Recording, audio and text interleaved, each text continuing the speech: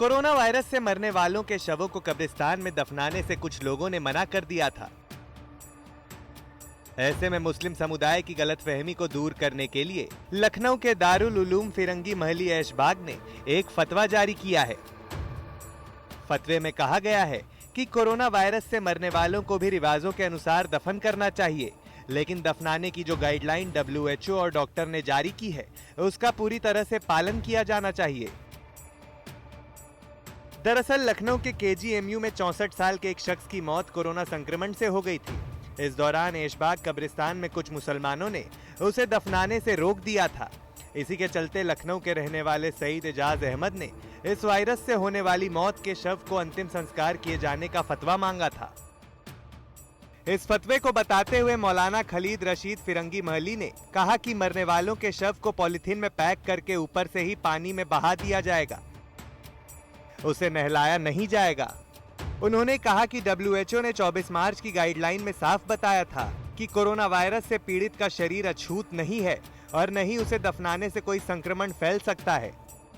Corona virus से जिन मुसलमानों का इंतकाल हो रहा है उस सिलसिले में लोगों के जहनों में काफ़ी गलतफहमियाँ हैं।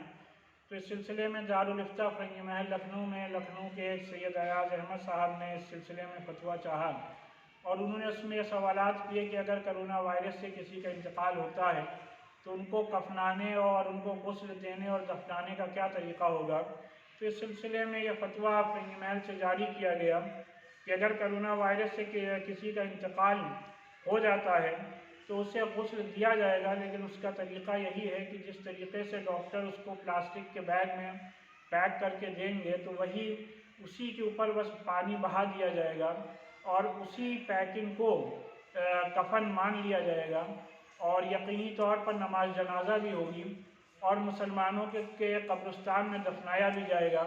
और जिन लोगों के जहनों में यह गलतफहमी है कि इससे कोई मर्ज फैलेगा तो उनको इस गलतफहमी को दूर करना चाहिए, क्योंकि WHO की गाइडलाइन इस सिलसिले में बहुत क्लियर है कि एक बार जब इंसान मर जाता है, दफना दिया जाता है, तब फिर कोई भी वायरस या बीमारी दूसरों को नहीं लग सकती है।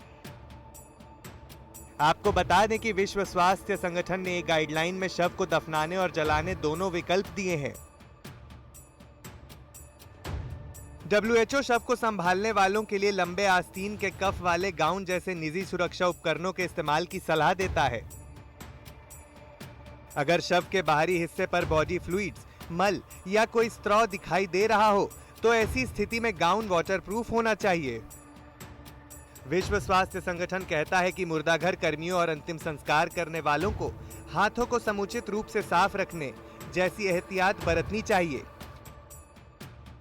ऐसे में अगर शव से फ्लूइड्स या स्ट्रॉ की छींटे आने की संभावना हो तो चेहरे की सुरक्षा करने वाले उपकरणों का इस्तेमाल भी करना चाहिए। शिवेंद्र श्रीवास्तव के साथ आशीष शुक्ला, UP तक।